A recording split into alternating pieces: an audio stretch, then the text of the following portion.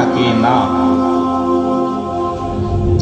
মহান রব্বুল আলামিন কায়নাতের খালিক, সারা বিশ্বের মালিক রব্বুল আলামিন আমাদেরকে সর্বশ্রেষ্ঠ করে বানিয়েছেন, সর্বোত্তম রূপে বানিয়েছেন, খুব সুন্দর ভাবে বানিয়েছেন।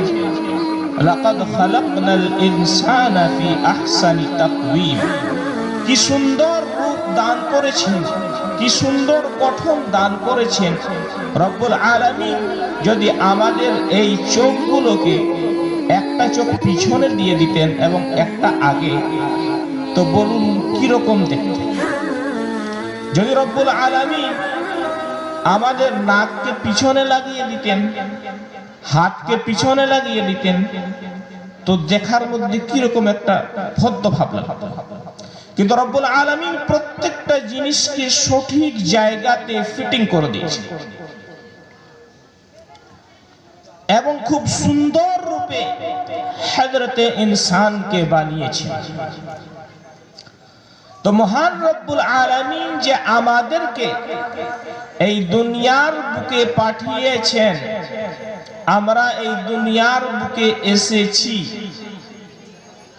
আল্লাহ রব্বুল আলামিন তিনি নিজের ভাষায় পবিত্র কালামুল্লাহর মধ্যে কি সুন্দর ভাবে সেই জিনিসটা বয়ান করেছেন। আফাহাসিবতুম আন্নামা খালাকনাকুম আবাসা। হে মানব জাত, হে ইনসান, হে আমার বান্দারা, আফাহাসিবতুম আন্নামা খালাকনাকুম আবাসা।